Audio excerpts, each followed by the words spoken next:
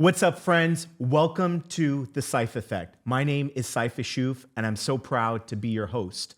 Today, to kick off our very first episode of the Saif Effect, joining me is somebody who's very near and dear to me, my own son, Nabil, aka Nabs. What's up, Nabs? What's going on, Dad? You pulled me out of the gym for this. What are we doing today? Well, we're here. This is our first episode, and we're going to be talking to somebody that you and I both love and respect, Ruben Harris. But I thought for the first episode, I should kick it with the family. So I think that's a pretty good idea. I mean, was it because you knew that you needed some good looks in the first half of the pod, get some attention? Well, I always tell everybody that you basically look like me, but you're the Bollywood version with better hair and bigger muscles. And a third of your age. And a third of my age. Okay. And a third of my age. So, we've been talking about, how long have I been talking about this podcast with you? I mean, it's been like the past 3 years. You've been talking about starting the pod. In the last month and a half, you've gotten super serious about it. Been really, really excited. I'm so glad to see that it's finally coming into fruition. You've been trying to get ahead of the curve on this for a long time. So glad it's finally happening. So the name, Saif Effect, we'll talk about it at a later point in time. What I want to tell you is this entire show is really built upon the idea that over the last 25 years, I've played a lot of different roles. I've been a founder, I've been an operator, I've worked in universities, I've worked in local government, and I'm right back to being a founder again. And I'm really, really curious to have these conversations with people that across many, many different journeys, not just people who are building companies, people who are building movements. And that's something that really excites me. And you've been with me through a lot of that. I mean, I would say, right, I'm his son. My name is literally Nabil Saif Effect, right? I'm the physical embodiment of the Saif Effect. And I can just say, this guy has something special going for him. So we're really excited to see it and what's coming in the future with the pod. Well, so we're about to sit down with Ruben Harris, who's somebody that I consider a brother. You consider him a big brother. And you and Ruben actually have a lot in common. But before we dig into Ruben in a second, so for those of us who don't know you, I obviously know you, I'm your dad. You're 16 years old. You train boxing. You are a UFC-ologist, meaning that you probably know more about the UFC than maybe Dana White himself. Right? Does Something that capture like that. Does that capture it? And then also you and Ruben share a bunch of passions. You're both into chess. Ruben's a little bit more still into anime than you are. Although both of you guys, you and... Back in the day, we used to watch Attack on Titan. Right? That was our thing. So what are you doing on the show? Are you going to be doing any segments with us? I mean, I think in the future, I'm looking to talk about MMA, fight sports, all things combat sports related, NIL, collegiate sports, and just looking to have a good time. Well, I know back in the day you had a YouTube channel called Nabs Labs. It's a little bit funny. It's kind of like watching Mr. Beast videos when he was very, very young. It's very similar. But I'm excited because part of the energy of the Saif Effect, and we're going to be capturing it through a lot of our guests, are people who are doing game-changing things and that are driving breakthroughs at the intersection of human connection and curiosity. And so you think you could beat Ruben in chess? I think in speed chess, I think I have him any day. But classical, I know he's over there, but classical, I don't know. But speed chess, I think anyone, any day. In fact, if there's any VCs listening, this is actually a call out. Elon Musk, any big tech guys, VCs, hit me up. We'll play chess. Smoke anyone in Blitz. All right, 3-0. so there's nothing like the bravado of a 16-year-old, right, in the morning after he's already worked out before his next workout, getting ready to eat some grass-fed beef. So, Nabs, I love you. Thank you so much for being the first person that's actually sharing a microphone with me on the show. Behind the scenes, we have your sister, Rania, who's executive producing, who's sitting there exactly looking like an executive producer. So, Nabs, thank you. Are you ready for me to bring on out Ruben right now? Locked in. Let's see it, Dad. Let's go. Boom. Human connections spark ideas, and ideas ignite change. And sometimes magic happens when they all collide. Welcome to the Saif Effect, where conversations lead to unexpected possibilities.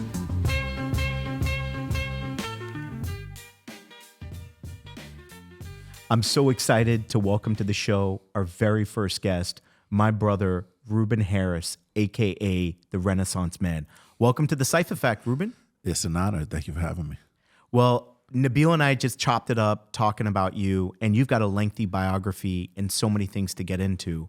I was reflecting as we're preparing for the show today that there's so much about your journey that I've decided to rebrand you as the Renaissance Man. Okay. Does that make sense? That makes sense. Does that make I can sense? see that. Right? Yeah. Right? So I'm going to share a little bit more about it. And I know this is the type of biography that's meant to not only highlight you, but I think really showcase why your family and everyone around you should be proud. So this is me reading a little bit out. Ruben is a Renaissance entrepreneur whose journey defines conventional path. A virtuoso cellist of 30 years turned tech innovator, Ruben's story began in Atlanta before taking him through investment banking at BMO Capital Markets to the very heart of Silicon Valley.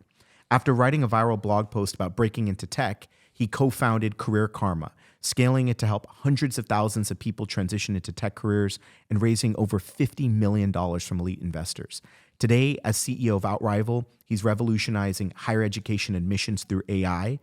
And beyond his business achievements, Ruben is active throughout the community. He's an accomplished cellist and the host as well of a podcast he had back in the day called Breaking Into Startups, which had reached millions of listeners worldwide. Ruben, wow. Welcome to the show, man. Thank you for having me. So when I talk about us being brothers, man, we have a journey that goes a long way back. And honestly, when I was thinking about the pod, the Saif Effect, I was telling Ronnie and Nabil that I have to go back to the origin, which is the fact that the very first podcast I was ever on was your podcast back in the day. How did that? How do we make that happen? How did you find me? Yeah, no, I just wanted the audience to know that you're definitely more than a friend and a business partner. You know, we're family for sure. And the way that we got connected was the way I think the best relationships happen, where we weren't initially seeking each other. We were flown out by the Knight Foundation to speak at Emerge America to talk about how Miami could prepare for the future of work. And an executive at Knight Foundation said, I need to meet this guy named Saif Effect. And it was just supposed to be a conversation, but naturally I heard about what you were doing at FIU and many other places, and I said, we have to have you on the podcast. And that evolved from not just a podcast episode, but also you inviting me several times to 4 cities to see what you were doing to make sure that local business entrepreneurs were thriving, but also introduce me to your family. And you've made a personal impact in my personal life, and I'm grateful to know you. So that's how we got connected. Ruben, I appreciate that. Talk about how important human connection is for you, and where does that come from? I don't know where it comes from, to be honest with you, but I like that. The reason why I said the best relationships, the way the best relationships happen, is kind of like, I know it sounds weird, it's kind of like love, right? Nobody gets swept off their feet if they expect it to happen, right? It kind of like, you have to just be open to it and it just happens, right? And so the way I think about relationships is you move at the speed of your relationships, and a relationship should be deeper than a transactional relationship. You should be understanding each other in a way where you're trying to help the other individual in a way that makes them as best as they could be without any expectation of return. And I feel like you've done that for me several times, and that's how we got here.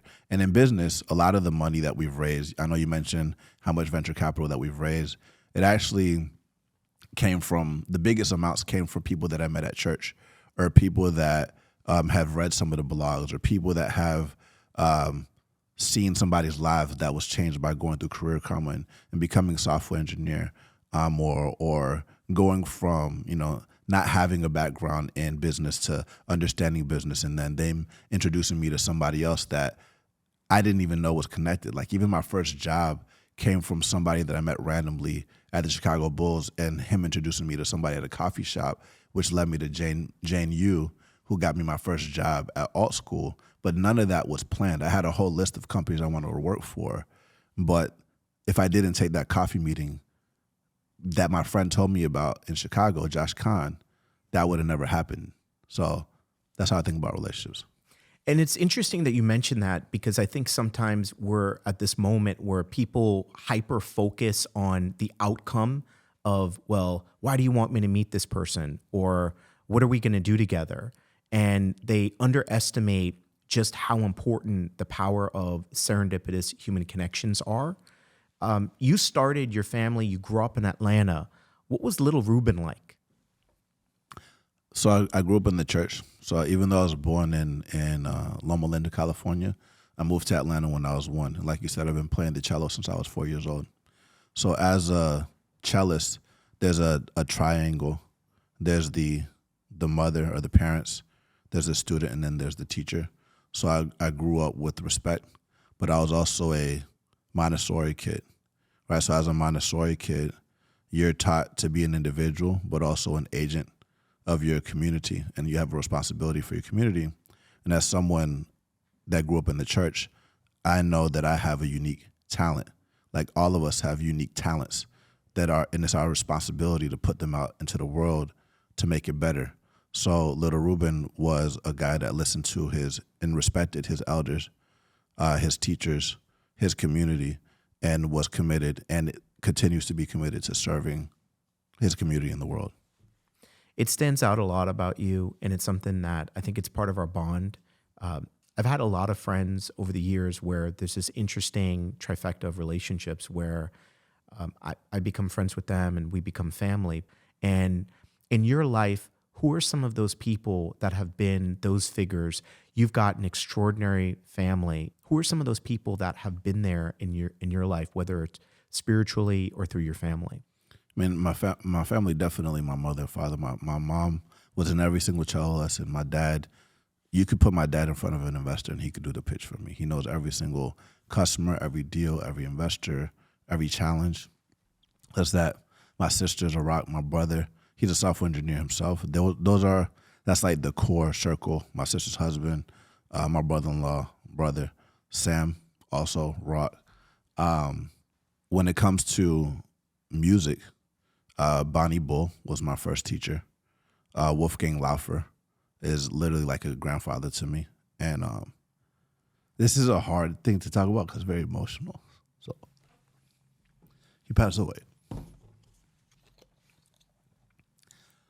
Sorry to hear that, brother.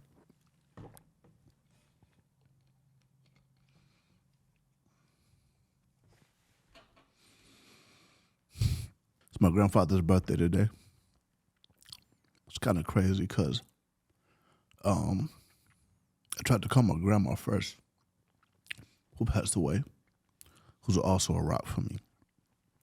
Grandfather's 92. All my grandparents, it's all about Harris legacy, Mojave legacy, future, doing something that is timeless. Here we go to family reunion all the time. Okay. My co-founders, right? Also, like brothers, Archer, Timor. They're twins, identical twins. We call ourselves triplets. I'm the black sheep of the family. Right, they're from Ukraine. Right, so that's my dogs, and you met them. I love those guys. I love them. Ty, Olatoye, Jaram. A lot of people I grew up with. This is like a lot of people. That's my core. When it comes to, investors, Michael Seibel was our first check. I remember when we got rejected from Y Combinator, and he gave us the first check, and he said that we had the talent to be able to do this. And that meant a lot to me because he created Twitch. That was a very successful company. And then Gary Tan, who's on our board, also, big believer in us, that I met through Kim I. Cutler and Alexis Ohanian, who was on our podcast. That's another one of those serendipitous relationships where I was intentionally focused on interviewing Alexis. Alexis brought Gary Tan to the interview before Gary was big. I mean, even though Gary was big at the time, but like now the world knows Gary is. Everybody knows Gary is Gary, right? Like, so he's a king, so Gary put a battery in my back as well. Just like, again, it's a very long list of people that I cannot go through because it would be disrespectful to not name everybody. But you guys know who you are. You guys have changed my life, and I'm very grateful. I want to stick with that. You mentioned Gary Tan, and there are a lot of people who are listening in that know Gary because of Y Combinator, and you and I, you're a founder, I'm a founder. We get to work in a place like Miami, which has become an epicenter for entrepreneurship. But Gary Tan, who's a legend, he had a tweet the other day, and you reposted it, and it really stuck out with me. We're going to get back to Ruben's journey, but I think we want to stick on somebody like Gary. And For those you've mentioned already, Ruben, you're a man of faith, a man of purpose. You're also somebody like me, no alcohol, no drugs, clean living. And Gary posted something that stood out. And he said, the tweet was, LSD and shrooms won't fill the God-shaped hole in your heart. Guess what might? And then he had a picture for his church. Mm-hmm. Epic church. What did that tweet mean to you as somebody who has been in the valley? And we know sometimes people get absorbed by consumption and excess, because if you create a 10x, 100x company, I have another friend who's a founder and a mentor of mine. He says you could become like a Greek god on Mount Olympus and de-link from sort of like what normal mortals live like. How did that tweet hit you? I mean, it resonated with me. It's part of why I connect with Gary. I think people have heard me say this many times. There's a difference between a job, a career, and a calling. As a founder, you're going to be talking about product market fit. Some people talk about founder market fit. Some people talk about founder customer fit. And the reason why that post took off, in addition to all these posts about ayahuasca and other things like that, and I'm saying this with no judgment to any search for truth. At some point in your life, when you achieve a certain level of success, you're going to be seeking something that goes beyond just money and purpose and vision.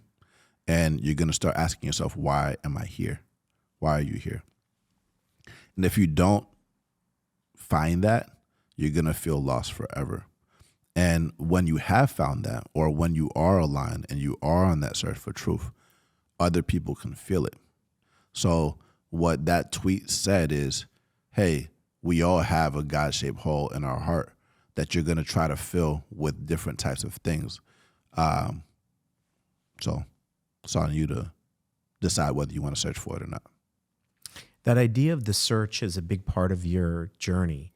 And, you went from somebody who was on what would be considered the linear path to success, putting on the suit, doing the investment banking thing, the sort of pre-red pill, if you will, right? And then you decided, almost shockingly, I would imagine that was not an easy conversation. You and I both come from Caribbean families. Yeah. It is not easy to de-link from the matrix, if you will, with a Caribbean mom.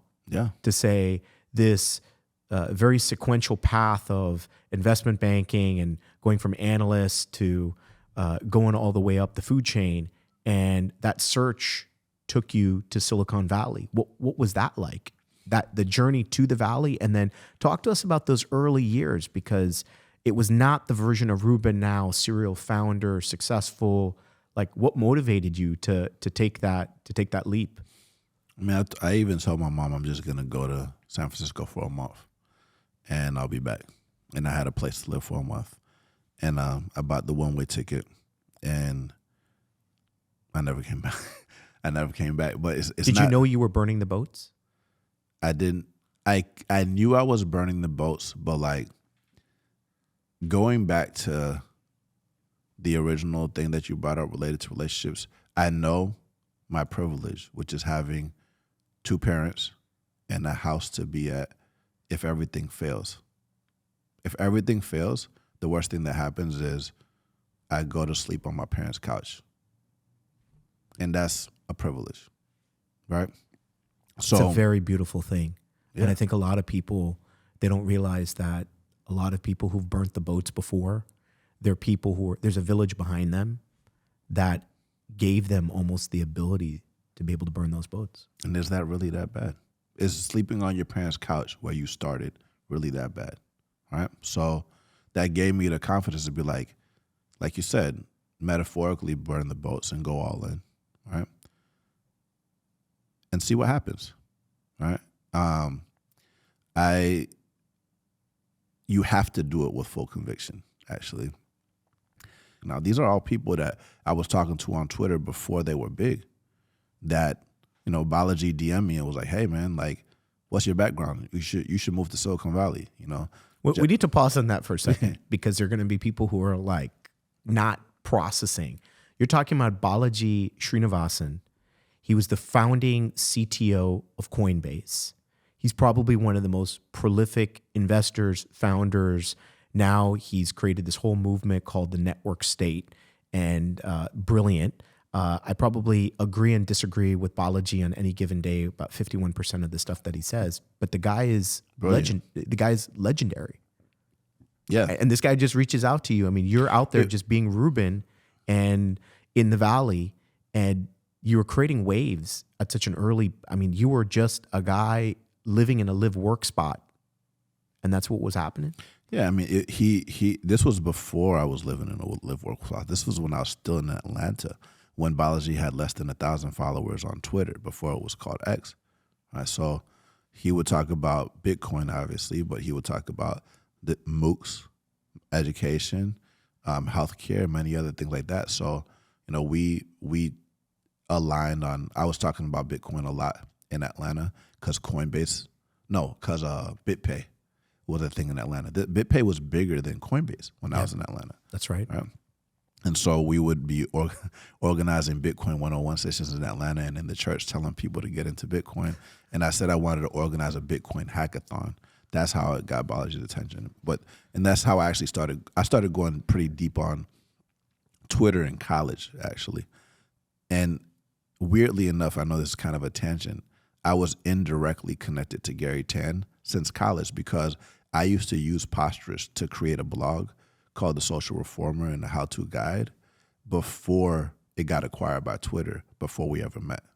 And so like all these like things I was doing on Twitter and that's how I discovered Jeff Lewis's blog and all these things.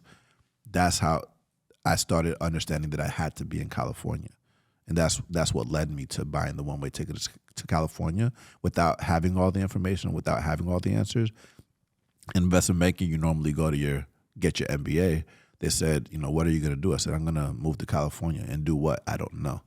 And that's what led to that. And actually, the last thing that I'll say is I heard a podcast on NPR on the way to banking, and they were talking about these communal living homes. And one of them was called the Agape House, which had 14 people in it. It was a 14-bedroom mansion in San Francisco, started by Justin Rosenstein, who started Asana, who's also one of my early mentors that let me stay in that house. So, and that was before Asana was a company. So I was there, seeing him and Duska Moskovitz, number 3 at Facebook, early in the kitchen making food together, early, just on a whim. So it's funny being that you're from Atlanta, and when you landed in that live work spot after that first bit of time in the valley, you landed in a place called Agape House. Love. And a lot of people don't know, Dr. Martin Luther King is probably the one who helped popularize in the American imagination this idea of agape, which is a higher form of love. It's not a romantic love. It's not a fraternal love. It's actually a much, much deeper thing. So you brought some of that Legend of the King spirit to you into literally into a house called Agape. Yeah. And there was spiritual energy in it. And that's why I say there's no judgment, because the house was designed on Burning Man principles, like leave no trace, people searching for meaning, experimenting with all kinds of searches for truth. And there was a bunch of very successful tech people in that home that I'm still very close to today that have something going on with them that's not just money. Actually, that's how I met Kim Cutler, was through Agape House, and when she was still a reporter at TechCrunch, and she's now a partner at Initialize on our board as well. So give me a timestamp. So now that's 2014. Okay, so this is exactly Ruben a decade ago. Yep, and that's actually crazy. Yeah, it is a decade ago. This is Ruben a decade ago. You're in the valley. You're in a place like Agape House. What was the bigger vibe of what was going on in the valley? Because at that point in time, you have some of the most game-changing companies in the world in their origin story. Companies that today we think about them only in terms of market cap, in the hundreds of billions. What was going on for you? I gotta give a big shout out to Nate Jones. Nate Jones wrote a blog about kings and queens in Silicon Valley. He was at Andreessen Horowitz. He actually started a company called Ag Local. It was just his birthday. I was just at his birthday a couple weeks ago. So shout out to Nate. I DM'd him asking if I could meet him. When I met him, he was doing an interview with like Fast Company or something. And then after I spoke with him, he said, he tweeted, "Just met Ruben Harris, easily one of the most talented people that I've ever met." And then promptly invited me to his 40th birthday party that had Ben, Felicia, Chris Lyons, many other people there that were still Proc from next door, who's one of our investors, a lot of people that really started having my back. And then Nate also put me at a table. It was a dinner before the birthday.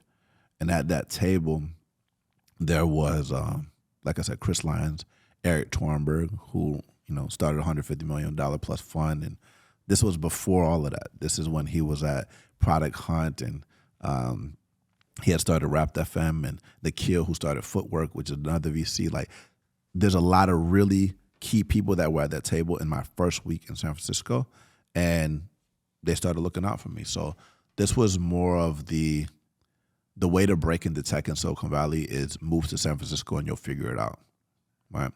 And I would not just talk to people like Balaji, but I would talk about Climbing the Wrong Hill, which Chris Dixon wrote. And when I wrote that blog post called Breaking into Startups, when I was still living in the Agape house, Mark Andreessen tweeted it out. And that went viral. It went into Strictly VC newsletter. And people, that's like the beginning of the whole Breaking into Startups, Career Karma, OutRival journey, where the first blog post was called Breaking into Startups, named after Breaking into Wall Street, which is a course that I took online to become an investment banker. That led to the reality of Breaking into Startups. The first product you build is yourself, which was co-written by Josh Kahn, which is that guy I told you I met in Chicago, who also ended up doing this documentary for Career Karma and Netflix. And then that podcast that we created based off of those two blog posts called Breaking into Startups went viral partly because Kim Cutler, who I met at Agape, gave us a connection to Matt Panzarino, who was the editor of TechCrunch, and allowed us to put podcast episodes on the homepage of TechCrunch. That went viral and then led to thousands of people asking for career advice to break into tech, which led to what we're doing today. So undergirding all of that was human connection. Yes. You had a sense of purpose, but you were not in pursuit of something that was frivolous. That's right. And this is when community was in vogue. So in tech, everybody was talking about community. correct. I've been bullish on voice for a long time, including the podcast. Like, in tech, it's all about giving people a voice, the power to create and the power to organize. So going back to the community thing, that house that I was in was a community. In Silicon Valley, it's all about relationships. Like if you try to charge to give people career advice on how to interview at YC, like, that's frowned upon. That's not what you do. It's all about doing things for each other without expectation of return. So yes. Something that I love that you mentioned about the version of the Valley back then, it reminds me of something that we're here in Miami. We're going to talk about your journey to Miami in a little bit. But I have somebody that I look at as a brother. His name is Nitin Motwani. And Nitin is easily one of the biggest developers in Miami. Oh, yeah. I met him before. And I'll never forget, in 2009, it was right after the 2008 financial meltdown. At that point in time, I was running an education nonprofit in Miami called City Year, and I was tackling the high school dropout crisis. And Nitin was a young developer. He had just bought the largest parcel of land in downtown Miami after the 2008 meltdown, Wow. cents on the dollar. Crazy. And he and I were sitting in Flagler Street, 2009. My boy Mike Landsberg, whose studio we're at, he'll remember that version of Miami. It was a very downtrodden place, especially in the urban core. And we were sitting there and dreaming of, well, one day we're going to be this completely different place. And there are a lot of people who come to me now and they know of the Miami, the pandemic boom, all of the amazing things that have happened. And I look at somebody like Nitin, and he's won in the real estate game so massively. But here's a guy who had such a sense of conviction. It was a contrarian move in 2009 to deploy that much capital into a place like Miami, the capital markets were crunched. I mean, there were a lot of people who think that the financial markets almost didn't even open back up in the fall of 2008, but for federal governmental intervention. And so that high conviction of people like you and somebody like my friend Nitin. So let's jump right back into, okay, the post went viral, right? You're getting this podcast. I wouldn't say you're faking it till you make it, but there wasn't an actual product at that point in time, but you were getting into rooms that maybe a lot of other young founders were not getting into. How did you coalesce? And first of all, with finding co-founders, and then that journey of actually saying, okay, this is it, Career Karma, this is our play. Walk us through that. Yeah, one of the first things that Balaji recommended that I do was read a book called 0 to 1 by Peter Thiel. And Archer, Timur, and I didn't know what Y Combinator was in Atlanta. And then we started learning about what Y Combinator was in Atlanta. And Sam Altman was actually leading Y Combinator at the time. And there was I love how Ruben just casually mentioned Sam Altman. Like the way the rest of us would say, oh yeah, that's my friend Sammy who owns a croqueta shop. We're talking about Sam Altman, the founder of OpenAI, somebody who is literally one of the most consequential people on planet Earth in creating game-changing technology in the AI and compute revolution. Yep. Anyway, continue. That's the Silicon Valley thing. Like if you say Mark, you know that, Ben, you know who they are, right? And so, but yeah, he was running it. He had a thing that I still recommend anybody to check out. It's called How to Start a Startup. So we started like reading about and reading all the Power Grams essays and watching the videos to understand. I think it was actually happening live. How to Start a Startup School was happening live while we were still in Atlanta, understanding relationships. To answer your question about how I met Archer and Timur, it's through work. So I met Archer as an investment maker. He was an investment maker with me. I started in Chicago at BMO Capital Markets, and then to SunTrust Robinson Humphrey, that is now Truist. But Archer and I met in the middle of my investment banking stint, and he had a twin brother. So that's how I met them. And YC talks a lot about how you get connected to people. A lot of times it's going to happen through college or work, and how you want to get connected to people. The transition to starting a company, though, I really was thinking about what kind of companies do I want to work for, which goes back to the 0 to 1 thing. I'm not going to go into the whole piece around competition is for losers that Peter Thiel talks about, but you should check it out, and how to pick companies that are going to change the world. But I will say that I really wanted to work for teams that have done this before, that have the problem themselves, were Series B and above, that were mission oriented, where I could add a lot of value. So the 3 startups that I worked for before Career Karma and OutRival started was Alt School, which, Mark was on the board. A lot of the Founders Fund was an investor. Many other people were investors. I started at Alt School, then Honor, also Mark on the board.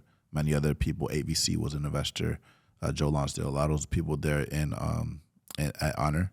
And then I went to Hustle, which was started by Roddy, who was early Facebook team with Shamath, and started Hustle. And it's a political startup, so it's education, healthcare, and political technology.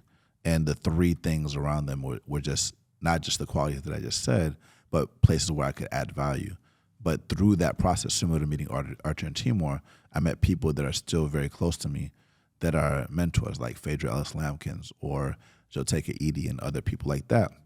And I actually launched the Breaking Startups podcast while I was still at Honor. And that's when I started really talking to different people, including Jack Altman, who ended up indirectly naming Career Karma, which is a whole nother conversation, and which is Sam's brother. So that was before Lattice was invented. Like he was still at Teespring as an operator before he started Lattice and before he's running Alt Capital. So that was Silicon Valley back in the day, that we just kind of organically would meet people. I'm not saying that that's not it today, but it was a different era before the pandemic.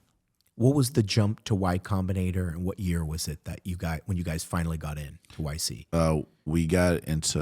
We started Career Karma April 2018, but we got into the winter 2019 class. Michael kept telling me to quit my job, or you're not really fully locked in. You don't have full conviction on a business. And so every time he would ask me, have you started a business? I would always tell him that the podcast was a business. And he was like, but you're not going all in on it. So you're not really starting a business. And so I had to quit my job. And that was like around, March 2018. And then when I applied to Y Combinator, I got rejected. Right. And I was like, man, I just quit my job and I have a $7,000 a month rent in San Francisco.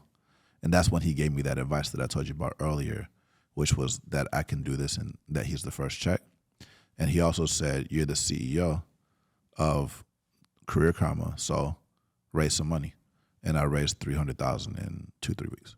And then I applied again in December and then got in winter 2019 class. So you guys got in to Y Combinator right before the world pandemic. shut down. Yeah. What happened when you flipped the page to March 2020? What happened then? That actually helped us take off, because when we were in Career Karma, for the people that don't know what Career Karma is, it's the easiest way to find a job training program online. So we would help people get matched to hundreds of job training programs so that they can enroll into schools that help them either get a job or prepare for college. And before the pandemic, most of those training programs were offline. But when the pandemic happened, that was the remote work boom, and that was also the online education boom. So being offline only was not optional anymore. Pretty much every university, every program launched online education programs that were full-time or part-time or self-paced, and that actually blew up the options that students had and put us in a position to be able to serve them better. So then once you guys started to get traction with Career Karma, what was that like as a CEO and a founder starting to build your teams? What were some of the things that you learned about team building? Because you were in previous roles, you were either working in investment banking or you're working at other people's startups. What were some of the things that you learned about how to build high-performing teams? Because as someone who's observed you in the founder stage of your journey, you instill something really magical with your people. So you went from like the kid who watches a lot of college football to actually then becoming the coach on the sideline, building and running the plays. What did you incorporate into that along with your co-founders and as you were building Career Karma? Don't do everything that you read and listen to on podcasts. and I'm not saying that because I run a podcast too. Yes. And so it is very important to definitely read books, biographies, and listen to things on podcasts. A lot of secrets there that you won't find anywhere else. But, for example, you see something going viral right now in Silicon Valley about founder mode, right? Yeah. Which is essentially the founder getting into the details and, micromanaging is managing, being, all the things. Like, I'm not going to go into, that was an Alexander Wang thing. Like, just everything that people say is doing too much is actually what you're supposed to do as a founder. But, pre-pandemic or pandemic-ish, it was more of like hire, delegate type of thing. And founders should only focus on hiring, right? And that's important to find really good talent, but you never want to lose sight of getting into the weeds, into the details. I would say that's one of the biggest things that I learned. And that the hardest part about running a business is actually not raising money. That founder mode is something that I love as a founder. And the first time I was a founder, I was 24 years old. And when I returned to being a founder, it was about a 20-year gap between that. And there's something very special about when you meet and founders who are locked in all the way. Even I've seen you and your workflow You almost say what other people want to get done in a week, let's get done in a day. What other people take a week, let's get, what other people take a month, let's get done in a week, and let's treat a month like a year. That's right. Where did that approach and that mindset come from? That came from investment banking. So, and also from just being a musician, right? I think, in investment banking, it's common to do 80, 100-hour weeks, sometimes more. But you also just learn how much you can do in an hour. And the fact that there's 168 hours in a week and most people work 40 hours a week means they're not taking advantage of their time at all, really. Even though that's a full-time schedule, technically, right? Even an 80-hour week is not using all of, that's less than 50%, right? And so it's like there's a lot of extra time that could be used to serve people. And the reason why I think a lot of times people call that toxic work culture is because you're not doing what you love, going back to the love thing. If you're doing what you love and you're obsessed with customers, right? I say customers, but it could be anything. If you're an artist, like you're obsessed with making music that your fans like. I'm not going to go into a bunch of analogies, but if you love something, you're going to lose track of time, right? And so it's been ingrained in me early. My father is a physician. He loves his job. He works holidays. If you go to my house, my parents are going to be working at 10 or 11 p.m. every day of the week, except for Sabbath, because we keep the Sabbath. So it's like, that's a sundown Friday, sundown Saturday is sacred. But other than that, it's how I was raised. My dad grew up on a farm, like hard labor, not just, computers, sweat. There's something special about, you see certain people who exhibit this commitment and it goes above and beyond the ritual. And there's some people who are so engaged in corporate culture is very much about the performance. People stay late because they want to impress their boss. They're not necessarily working harder. And then you see in the more scrappy environments, and I'll just say as a dad brag, something that I love about the approach that my own kids take. I've got a 16-year-old son, Nabs. Obviously, he's the one helping me to kick off the pod. And my 18-year-old daughter, who's a freshman in college. And she got home from Christmas break last week, and she's there. She's also president of couple of different student clubs and on the executive board of a AI group at her college. And they're there doing interviews for people to join their organization. And it's Christmas break. And the funniest part, you mentioned Peter Thiel, was I'm sitting there like peeling potatoes, and I hear her in the back. One of her colleagues asked that famous Peter Thiel question in 0 to 1, tell me something you know to be true that very few people would agree with you upon. And she's on a Zoom jamming. It's like 7 o'clock at night. Everybody else is in straight hot chocolate and hangout mode watching Hallmark movies, and she's doing this interview. When the Zoom is done, I turned to her and I said, I heard one of your colleagues was asking the Peter Thiel question, and she was like, Dad, I wrote that in the script. That was part of the question, and there was a point of pride for me, because you think about and I see this with the people I deeply admire, like you, that leaders are learners. And something about you that always stands out, Ruben, is everywhere you go. I've been out with Ruben to fancy restaurants, and Ruben pulls up with a book or his Kindle. Yeah. Where did you get that from? That whole, and sometimes you're in these kind of I took Ruben to his first college football game. We're at a football game, versus FSU. Everybody's festive. I give Ruben his football hat. Everybody's excited. And Ruben's walking around with this Kindle. Where does that come from with you? If you carry a book with you all the time and you don't have a lot of time, maybe 10, 15 minutes, you could sneak in some reading. And so that's how I'm able to read a lot of books. It's something that if you track Ruben on Instagram, other people will show fancy snapshots of their meal or where they're at. And even though you kind of always clue your friends and followers into your travels because you're prolific, not just as a luxury traveler, but Ruben will pull up into Omaha for the Berkshire Hathaway annual meeting, which he treats like the way other people will go to Comic-Con in San Diego. Ruben will do a 36-hour bender, go out to Omaha, hear the Oracle speak, and then come back.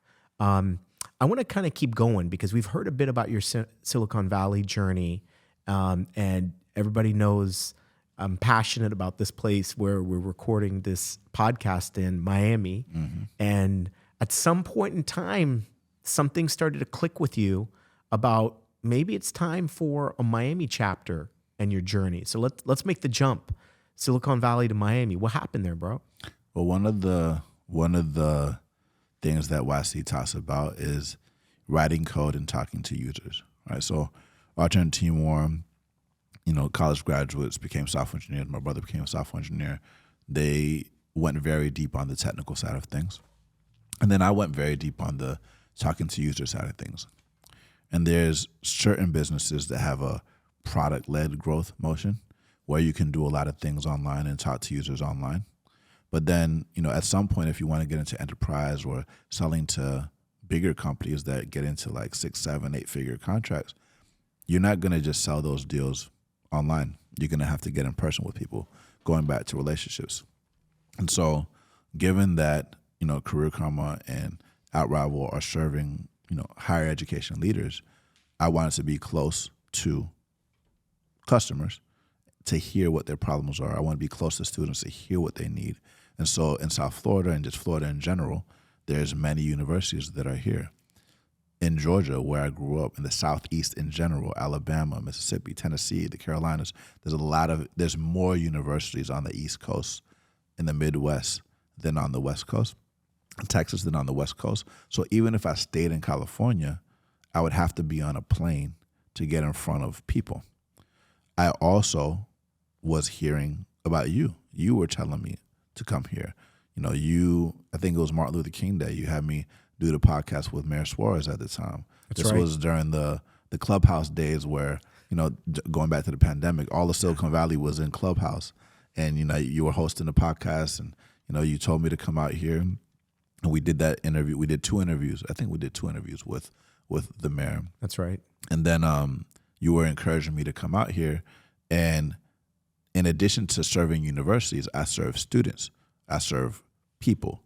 And if you think about the demographic in Miami versus somewhere else, Miami not only reflects what the rest of the United States look like, it represents the world. But I think you see it in the hustle of everybody here. Yeah. From the lady who's selling Jamaican patties that she makes in her house, Amazing, to somebody who's on the side of the street selling fruit, to the person that maybe today they're doing nails, but then in a year they're owning their own nail salon.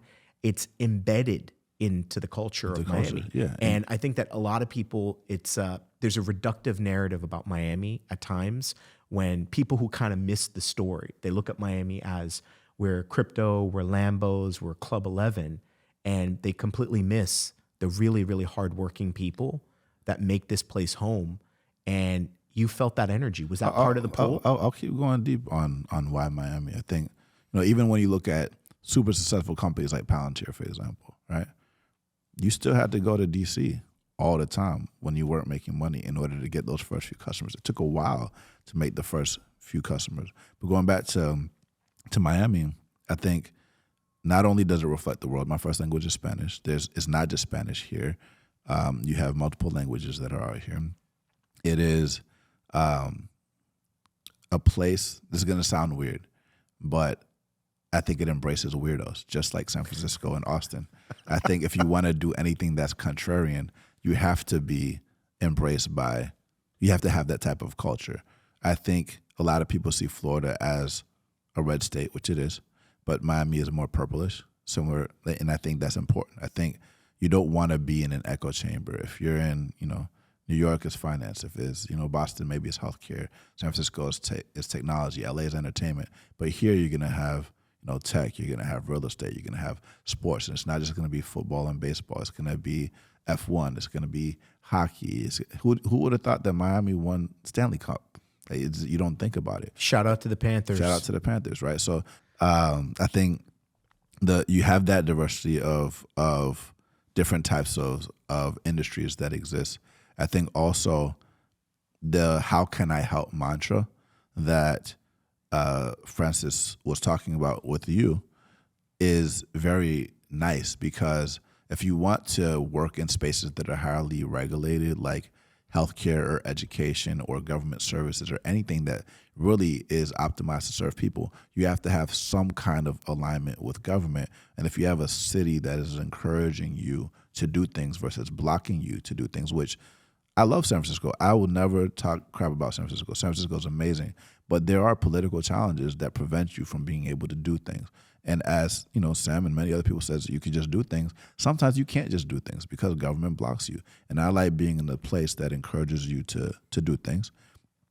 And my sister is in Orlando, so I could take the Bright Line from here to Orlando. I love the high-speed rail. We've gone to APLU together to see some presidents and provosts of universities just by hopping on the train. If I need to go on Atlanta, it's easy. My parents are there, but there's a lot of Fortune 500 companies there. If I need to go to New York, 3-hour flight, very easy. And there's 3 airports here. There's, Miami, Fort Lauderdale, West Palm Beach. I can go to the West Coast anytime that I want to. If I need to get back, there's going to be some kind of way for me to get there, some kind of connection. And then also, Palm Beach is arguably going to be one of the biggest power centers in America, in addition to DC, over the next 4 years. So I like to be close to the power and the ability to serve people better.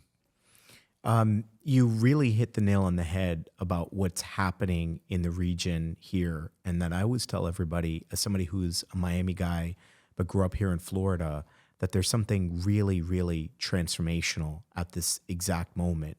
And I think also people underestimate the unique contours and flavor of politics down here. And I think you also begin to realize that infused into the culture these are folks who are the offspring of the ghost of Jim Crow, people who survived the nightmares of the Holocaust, people who, like my family, who fled socialist regimes throughout Latin America, and of course the worst of Castro's gulags, and you combine all of that. And I think there were people who had a vision of Miami maybe before the pandemic that had this pre-decided viewpoint. Maybe they were from New York or Silicon Valley, and they saw us only through the lens of Miami Beach or the really fun part. And then they started to probe and started to meet the real builders, the founders, people like my boy Mike Landsberg here at Grove Station Studios, who are long game this region. And you said, these people are global talent. Yeah, I mean, I think in addition to that, I think on the ecosystem side, a lot of there's like a YC founders group, which has over 200 people in it. Buddy Austin Bunsen and a lot of our investor friends live here. A lot of our multi-time founders are here. I love the AI ecosystem community with the Miami AI Hub, and a lot of the GP Tuesdays events. There's the Miami Tech Works. There's a lot of really nice, welcoming. But you've leaned in, Ruben. I want to say something that matters a lot. And I was talking about it with Ronnie and Nabil on our drive over here because we've known you a long time. But some people show up, and then there's some people who really engage. You moved to this town, and you really gave it your heart and soul. And I think it's part of the reason why, even whether it's on X, and there are friends of mine that'll say, "Oh, are you boys with Ruben?" And I'll say, "Yeah, but Ruben, like, don't make him into this like mythological character. He's just a guy who's in the game trying to do right." And you mentioned AI. I want to make a major pivot point because we've talked a lot about the journey, and we've talked a little bit about what you were able to build with Career Karma, and now what you're doing with OutRival. And you were one of the people who sent me a really interesting interview the New York Times did with Jeff Bezos. And they asked him, they asked Bezos, they said, "Well, what are you doing?" And he said, "Well, 95% of my time, I'm back at Amazon." And I said, "What are you doing there?" And he said, 100% of my time is on AI. And then you sent me a note to say that the founders of Google are back at Google working all in on AI. You've been around people who are now driving the computational revolution. Obviously, somebody like Sam Altman, and you and Timur, specifically amongst your founding team, you guys said, we're on to something and we're going to iterate and pivot a little bit. And now you're onto this journey with OutRival. What are you doing? Yeah. So for the people that don't know, OutRival is a technology that empowers the enrollment management staff at a higher ed institution to create AI agents and workflows that enroll and engage students. So these AI agents that they're able to create can integrate with their existing systems like Slate, Salesforce, PeopleSoft, telephony systems like Five9 or Genesys to create inbound and outbound workflows that optimize the student experience. When I say these inbound and outbound workflows, it's not just on email or text. This could be on voice. It could be in Teams. It could be Slack. It's all about meeting the student where they are. And I think what's important to understand about these AI agents and workflows is almost like OutRival is a staffing agency that is able to create thousands of digital admissions reps that work alongside the admissions teams inside of a university so they can multiply their labor force without having to hire additional people, that are able to schedule appointments for campus visits, are able to take action on behalf of the admissions team or the students to complete applications, or are able to help people pay their bills or pick a major or a dorm room that they want to do. And it's been really great working with local universities here that you've connected us to through Lab 22C and all kinds of other things. So yeah, that's what we're doing. What I love about this new chapter that you're in and what you're building around AI is that you're bringing a very solutions-oriented mindset to a legacy framework, which is higher education, that in many regards is broken. And I say that as somebody who is a senior leader in the fourth largest university in America. And we think about how rapidly the world is changing and essentially the value promise that higher ed has to bring. I'm a parent. I've got one kid who's a freshman in college. I have another one who's a junior in high school. And we think about all of the ways that technology has disrupted learning, even as a function of the pandemic. And universities oftentimes operate like legacy battleships. They're fighting yesteryear's war. And the learners of the 21st century, you are actually talking to conversational AI agents. Sometimes in English, it can be with a Southern drawl. It can be in Espanol. And how that can augment those people who are working in these universities and making their ability to drive student success seamless. I mean, how did you get to that from Career Karma? Like, what was it that you were seeing? What was that sign that pointed to you, the signal amongst the white noise there to say, okay, voice AI, there's a there, let's go for it? It's a good question. I think, if you think about the Career Karma team, collectively we have about 20 years of enrollment management experience. We've built onshore teams here in the U.S., but we've also built offshore teams in the Philippines and in Jamaica, which some universities are using these BPOs and offshore teams to handle calls on nights and weekends. So we understand what it takes to create staffing at the right times. We also have had to handle thousands of calls, and we've had to figure out how to warm transfer something from something digital to a human.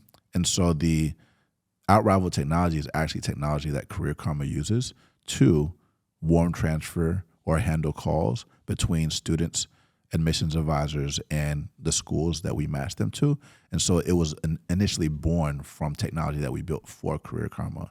Going back to the point about voice, since you touched on the voice piece, we also have been bullish on voice for a long time, not just the podcast. Within Career Karma, we built our own voice audio rooms, for example. We've hosted all kinds of podcasts, actually audio-driven experiences when we did the partnership with Google. It's a voice-driven experience because people are busy. Students are busy. They don't always have time to read. They don't always have time to watch a video, but in a car, they can listen to something. They can talk to somebody in their car. They could talk to somebody in between meetings, kind of like reading the Kindle, in order to make a exponential change in their life. So we learned not just about voice with Career Karma and how to set up these conversational AI agents, but we also understood that people sometimes won't answer a phone call if you're trying to do outbound calls. So you have to text them first. We also learned how to take something from a text to an email, or how to set up the right follow-up nudges if they don't answer the first text or the first phone call. So when we're partnering with the team, we're not just bringing over 50 AI engineers to serve a university. We're bringing a team with enrollment management experience that can give you strategies to engage students proactively or reactively. The exciting thing about what you're doing now with OutRival is that you're clearly bringing years of experience from what you've been able to build with Career Karma, but also you're somebody that stays very much abreast of all of the changing phenomenon and trends that are happening in AI and the computational revolution that we're in. And the other thing that I really love for those of your friends and those of us who follow what you're up to, you bring a warrior mindset to what you're building. And I know one of the people that, one of the books, you can't roll with Ruben without hearing him talk about this one book that is called Soft Wars. Yeah. And Ruben and I were actually out in some business meetings, and we're in between, we're there at the airport, and talk to us. I mean, we're coming in for a close, but I love the way you really fixate in on that chapter of the journey, especially if somebody who's an OG builder like Larry Ellison. How do you take that Soft Wars mindset into what you and your team are building at OutRival? Yeah, I mean, when you had the precursor conversation with Nabs, right, you were talking about chess. And the reason why I like reading a lot of books is because it's about pattern matching. And when you think about this moment that we're living in with AI and all the original founders of Amazon and Google and many other companies, even Mark Benioff, with Agentforce, he's going all in. Everybody's getting back into the trenches because it's almost like the internet is resetting. And we've seen this movie before. So going back to your question about why I bring up software all the time is, I would say Career Karma was more of a touchy-feely, and is more of a touchy-feely, let's just empower the world type of thing. But there's nothing wrong with friendly competition, right? We see college sports. We see people battling for, getting selected for the right school. I mean, you're going through it right now. Ronnie is at Babson, but I know Nabs is going to be coming up for picking what school to go to. Any higher ed universities are going to want to have him at their university, but they're going to have to compete for him. And what I like about software is it brings out the competitive spirit inside of business building, and also the importance of relationships and understanding how a consulting arm is embedded into something. I'm almost dying several times. As a founder, one of the biggest things that you have to manage is your psychology. And Ben Horowitz talks about this in The Hard Thing About Hard Things. But books, biographies specifically, are literally like superhero movies to me that are real, but you can do something about it. Like, I can't watch Black Panther and be Black Panther today. Right? I have to, just think about it in my imagination. And so I recommend reading biographies and applying them to your life. And that's why, things like Founders at Work, about all the YC founders, are really good. And listening to podcasts is really good, because you start being able to pattern match and then coming up with your own style about how your game looks like on the chessboard of life. So with that, we're going to come in for a round. I used to host, as you know, during the pandemic, a Facebook Live show called Cafecito Chat. Mm-hmm. And something I used to love doing there on that show was something called the Fuego round. And the Fuego round is our fire questions. And for us, I'm going to go ahead and just dive right in. This is our pivot point before we get to our last couple of questions. Favorite anime character? Solo Leveling, Kaiju number 8. Okay. What's the most challenging cello piece you've ever mastered? The Dvorak, Elgar Concerto. But those are more of like the concerto pieces. I actually really like chamber music lately. So things like Trio Elegiac and Death in the Maiden, Dvorak American, stuff like that. Go-to chess opening. All right. I'm going to say the London on white. I know it's the generic answer that everybody talks about, but on black. Actually, on white, I also like the Scotch and the Grand Prix opening. I shouldn't be saying that, but I do like them. And then because those are my tricks. You know, I also like the perk opening as well. But at the end of the day, none of those openings matter. It's all about fundamentals. So if you understand the principles, you know how to use them and know how to break them. The book that has had the biggest impact on you recently.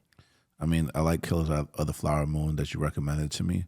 But I think from a business biography perspective, I really like Software, Hard Drive, and Behind the Cloud. But I would say Hard Drive, then Software, then Behind the Cloud, because Microsoft is about domination, but then Oracle is competing against Microsoft, which is interesting. And also, even in Hard Drive, you discover people like Mitch Kapor and I don't know if you guys know this, but Kapor is one of our investors, and Lotus was bigger than Microsoft before. They almost merged together. Right, Which Lotus is crazy. 123 Notes. Yes, very it. interesting. Yeah. It's like the VisiCalc days and before Excel was a thing. So you just start seeing these patterns. And the reason why I really like Hard Drive too is you start seeing Xerox PERC and GUIs, which make me think about like the no-code builders in AI, where most of the AI agent companies are for developers, but they're not catered towards non-technical peoples, and you need to create these intuitive interfaces,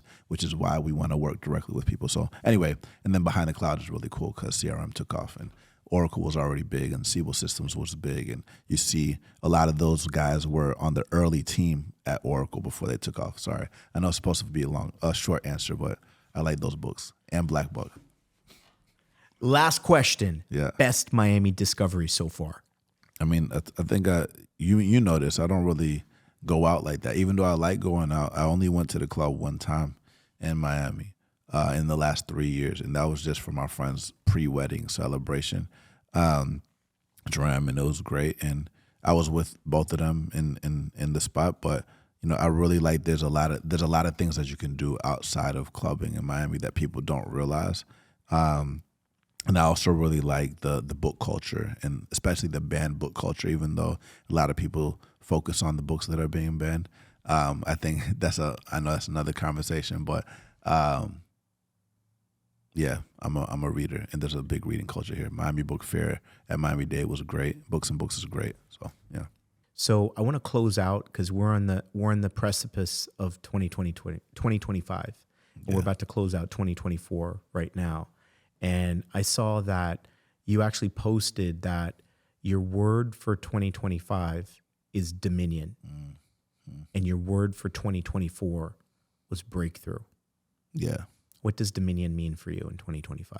Can I talk about breakthrough first? Talk through breakthrough.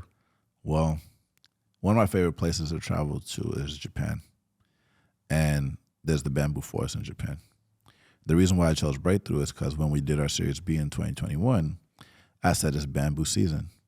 And I said it's bamboo season because a pastor from Transformation Church talked about bamboo season. For the people that don't know what bamboo is, you know what bamboo is, but bamboo takes 3 to 5 years of watering it without seeing any results before it actually breaks ground. And when it does break ground, it grows like 4 inches an hour for 48 hours. And it's the fastest growing plant, hardest and most flexible plant. And so I didn't realize when I said that it's bamboo season in 2021 that they would be the hardest years of my life. And over the last 3 years, you know, going through the pandemic, going through all these changes, going through what Silicon Valley has gone through this AI moment, and finally starting to break through with what we're doing with OutRival, being very clear on what we're doing with higher ed universities, we're very positioned for exponential growth. That same pastor has a sermon talking about how we're designed for dominion, Pastor Michael Todd. And the reason why I think dominion is important is because it's in our DNA. We are built to create. We're built to run things. And as someone that thinks a lot about not just product market fit and founder market fit and founder customer fit, I truly believe there's nobody in the world that is positioned to serve students and higher ed leaders in the way that we're going to do it in the world or in history. And I think that in 2025, it's going to be not only the greatest year in American history, maybe history, period. And another book to read is The People's History of the United States, which I do like Howard Zinn. I am in a competitive mode and I want to win. I want to create a global company. When I think about software a lot, is you could think about Oracle as like a very old, boring company, but Larry is still up there at one of the top, most wealthiest people in the world. And going back to relationships, when you see the way he and Elon text each other, it's just like they're boys. Like they're just like, oh, you need $1 billion to buy Twitter? Here, how about 2?